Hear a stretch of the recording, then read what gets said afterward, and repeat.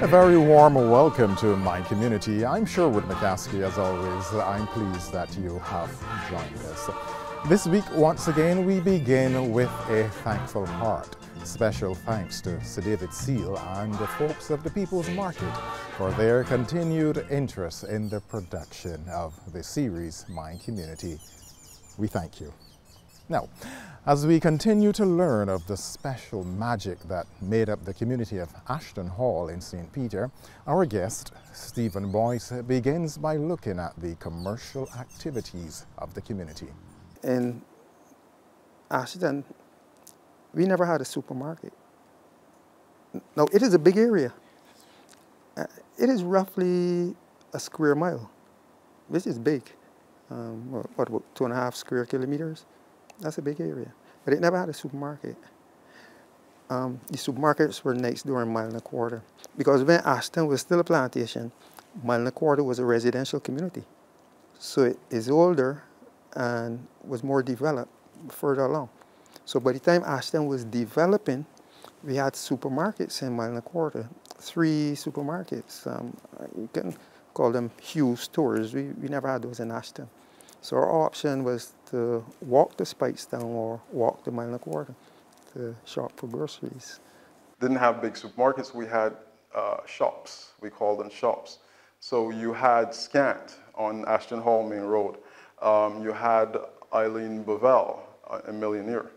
And later on you had there in Carmen World through what we call the zone. You're going through to the zone. And even a little bit east outside of Ashton, you had what we call, who was, well, Mr. McLean, we called him Habu, or I don't know whether that was his real name, but we called him Habu. They were basically our go-to shops. And also you had an old lady, I remember her, she wasn't around for much long when I was growing up, but Aunt Alice. I remember going there and buying Shirley biscuits. My cousin and I on Saturdays, as my cousin would get her hair done, we would walk up. I would either choose to go to Scant shop or we would go to Aunt Alice. So it was either Shirley biscuits or the peanuts that were in those brown packets at the time. We have a lot of areas where families settle. And there's a part where I think your family lives in Clark's Road. Actually in the back of Clark's Road, Corbin's Road. And the word was that everyone there was related. We call it the zone. Word was everyone in the zone was related. And it could have been true. But you know, people move to and fro. Griffith, which is probably the most popular name in the whole island. Griffith, Clark, Boyce, Goodridge, Cumberbatch, Thomas, Cadogan, Ben, Edwards, Worrell, Scantlebury, Bowen, Gibbs, Harris. Those are huge names. Ferguson. We have a lot of those. On the right, coming from 1.25 miles, going west, we have 2 entrances to Tom Ben. You know, it used to be Tom Ben Gap, but then they made it Tom Ben Road, so you can enter one and exit the other. Growing up in Ashton, it was definitely a community. I lived in what we call then the Gap, or Tom Ben Road, as it's now called, which I might be biased in saying this, but I believe it's the best part of Ashton Hall. And for those who will challenge me, I take it on. But Ashton Hall was definitely a community. At the time, there were lots of families and lots of young people, particularly around my age or a little bit older, that grew up in the community. You had, so Ashton, Tom Ben Road itself is shaped like a horseshoe. So you can start at one end and come through at the opposite end. So you can start more or less on the east side,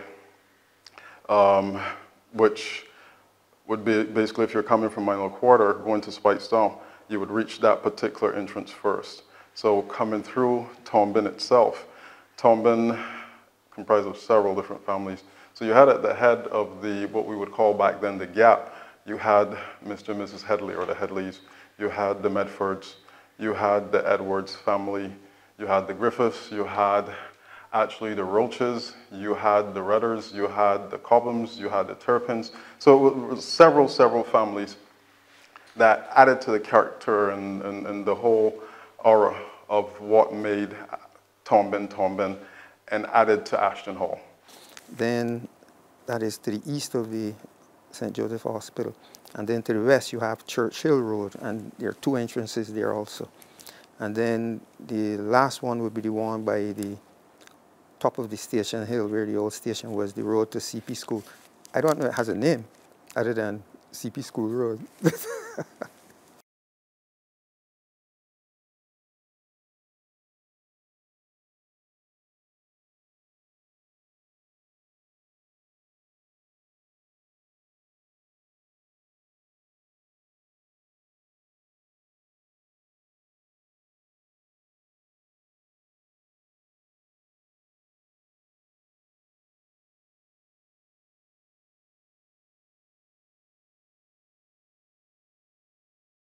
Well then, coming down from Mile and a Quarter still, on the left we have Clark's Road, and that actually takes you out to the highway at Whitehall.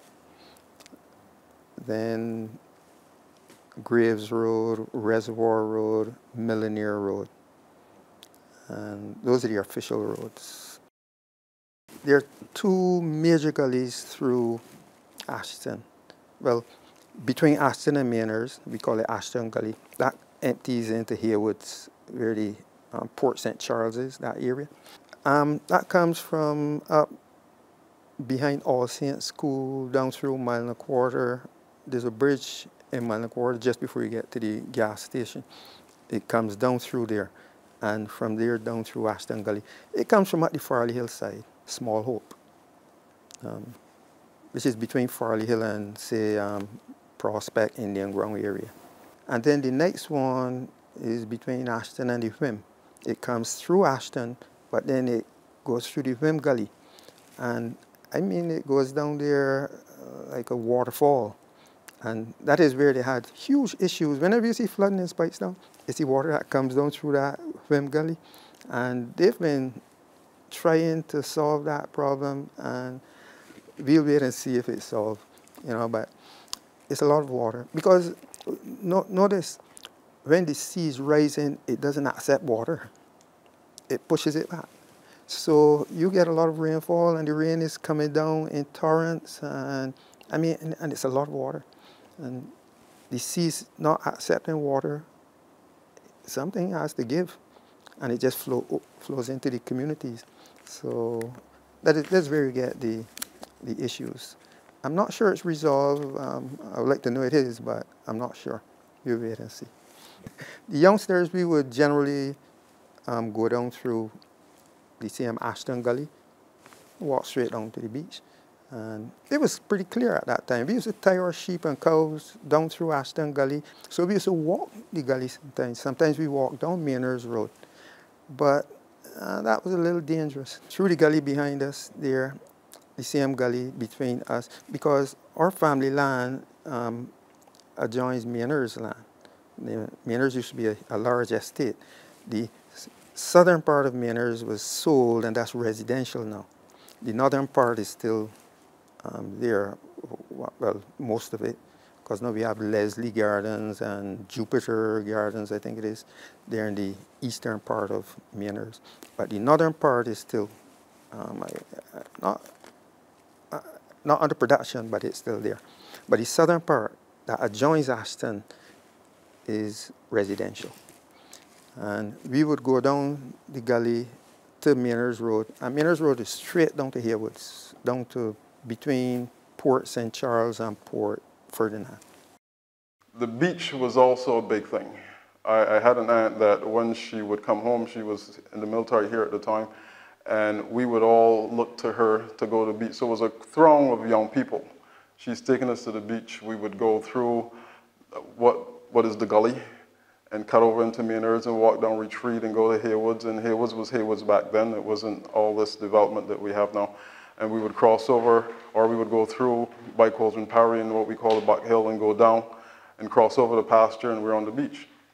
On our way to the beach, And that was another thing we did. On our way to the beach, we would pick dunks. Well, you know, going to the beach around Christmas was something that we didn't do often because of the tide, and we were warned not to really go to the beach around Christmas. But there were dunks, and even Keene, you mentioned dunks, going to the beach or just even around crop time, we would find Keene, whether it be some families or somebody through there, and we'd go break it, and sometimes we would take it unbeknownst to the person, you know, and we made it, we had such a good time. Actually, in addition to that, there used to be a plot of land in Tombin that had the sea grapes. And whenever they're in season, I would trek through all the bush just to go pick these sea grapes. And this was in Tombin.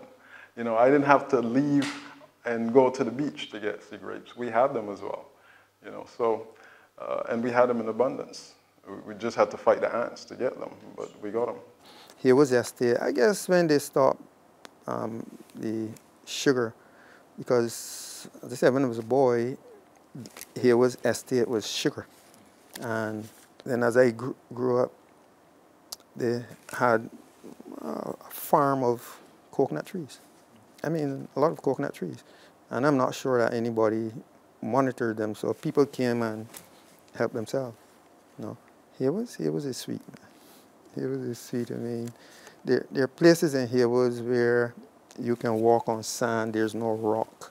There are places that are very low, you can go. I mean, here was a joy. It is a joy.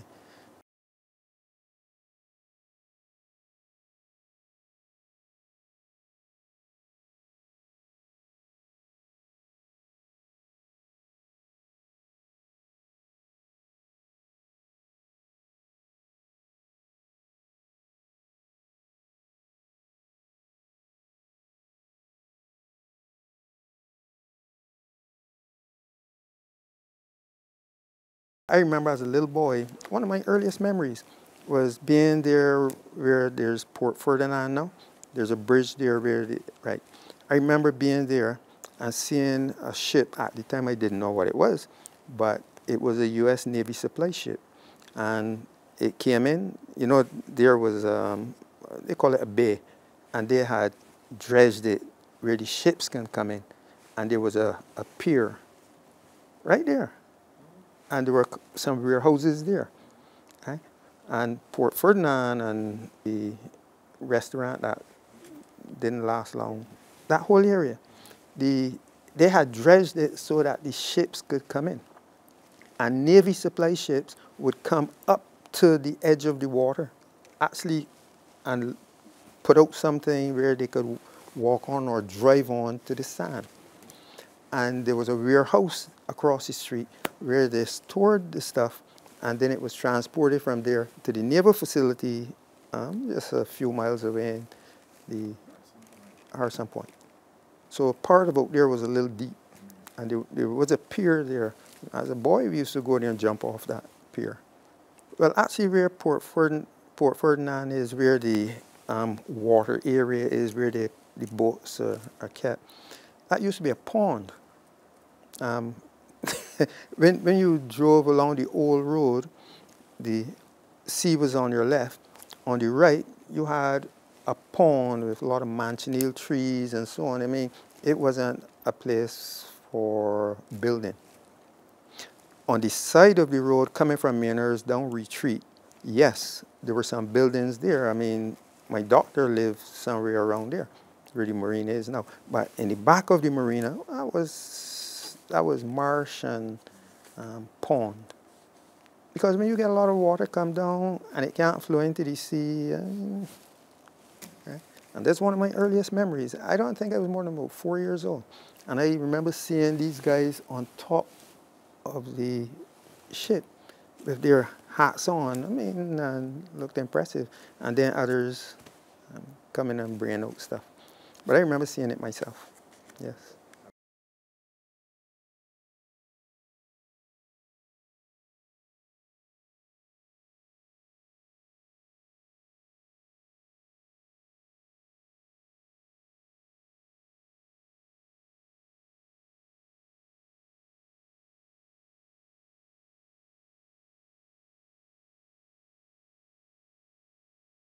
for entertainment, Ashton, Malaquarta, a big sports area.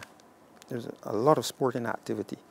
And for instance, the property immediately above the St. Joseph Hospital, adjoining it, used to be a pasture, we would call it. And it belonged to one of those guys that everybody knew, a guy we called Kid, Roy Allen. And that was our playing field. We did not have, that was private. It belonged to this man, Roy Allen. Incidentally, it belongs to my brother now. But we used to play sports there, the whole community. Not just youngsters, I mean adults. A lot of cricket, football. We even did some athletics there on that field. And then later on, well, at that time we used to play in the gullies. Youngsters, we can go and play with big boys on the field. But when we engaged one another, communities, villages engaged one another, we played in the gully, the one that leads down to the rim. And we played in the gully behind where I live, which is the one that leads down to Haywoods. We would clear an area, cut the trees, clear the area of whatever, and play cricket. And I hear people talking about test matches in the gullies. And so they would engage people from neighboring communities, Manners, Mile and a Quarter, around Spikestown, so we would engage them.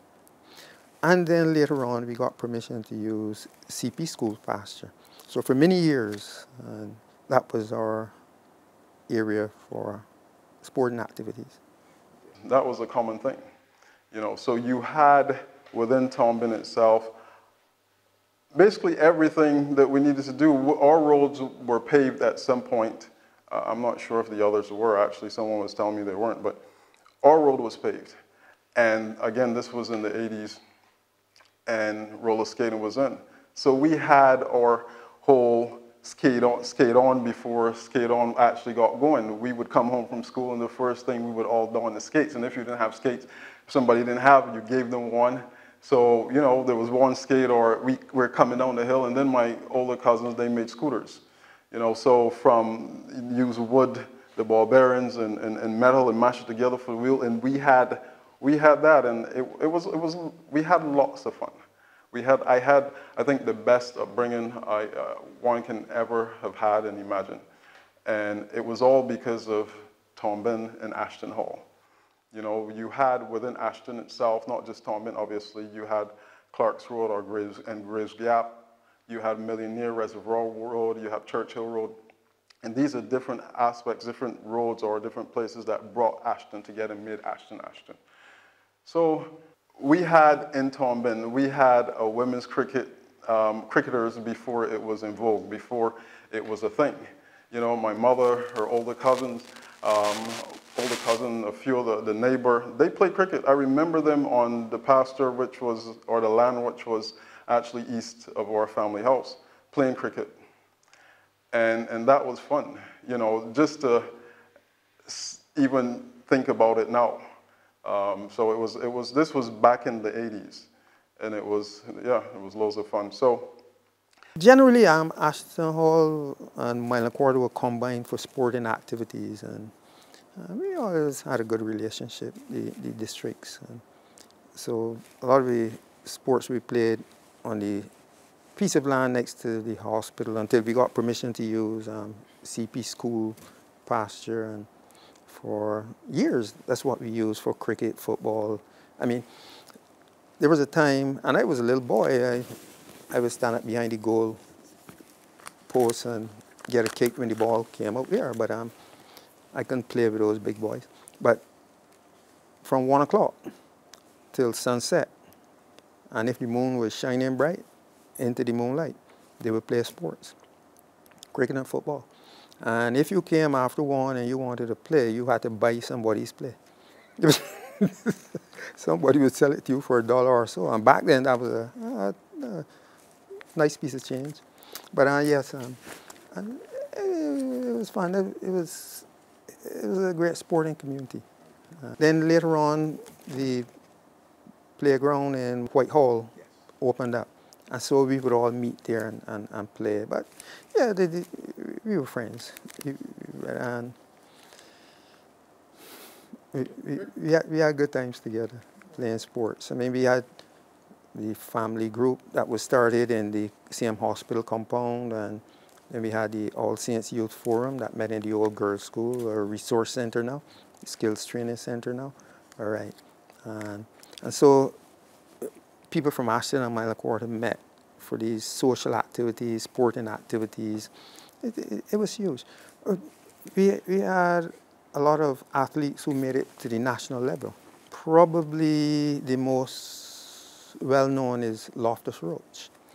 He was internationally known as a bodybuilder, won a lot of trophies. He's from in the same Clark's Road area, in Corbin's Road, the area we call the Zone. And as far as I know, he still has a gym out there. But he was, in the time of Darcy Beckles and those, he won a lot of trophies in the region and further afield as a bodybuilder. There was a guy, Fraser Goodrich, he represented Barbados in darts. We had a darts club, we had dominoes club, and people played in the region. A lot of sporting activities. We had representatives on the national team, and football. In the area of football, my brother Michael represented Barbados for some years. And netball, my sister June represented Barbados for some years. And she actually was captain at one point.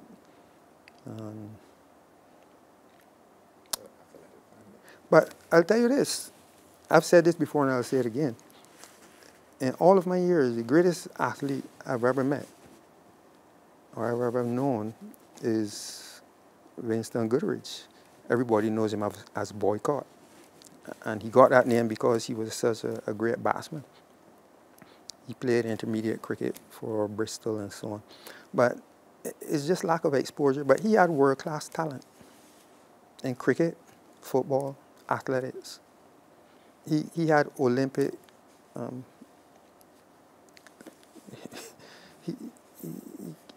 he had Olympic potential.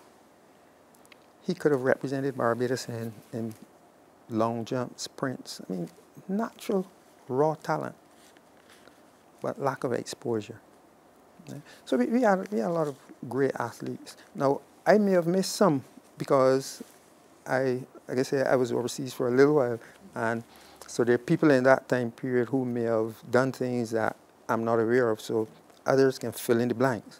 But yes, we had a lot of successful athletes. I grew up actually looking up to everyone, and that is the truth. I respected, particularly those who,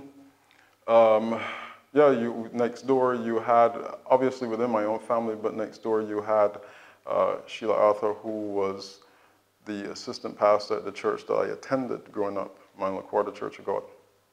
And she was also instrumental in my spiritual upbringing.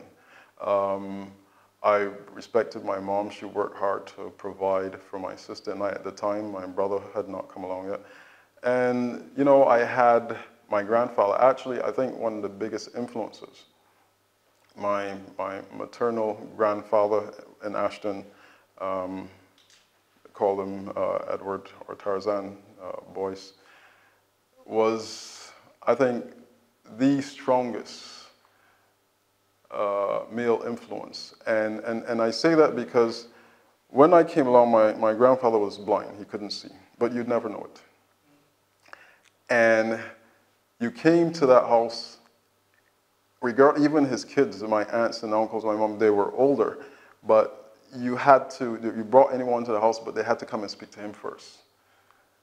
So he commanded that respect. And I saw that, and it always stuck with me. It always stuck with me.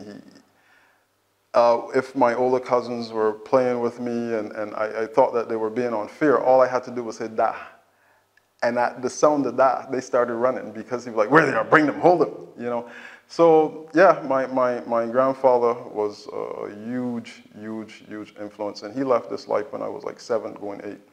But till this day, I look back on that with fond memories. I look back on him with fond memories and the influence that he has had in those few years that has carried me to this point. Ashton Hall, I believe, again, it's not just that we did things in terms of community, but it's a beautiful place. Aesthetically, it's beautiful. We have fruit trees, it's lush and green, and there's a tranquility that you find there that you don't find anyplace else.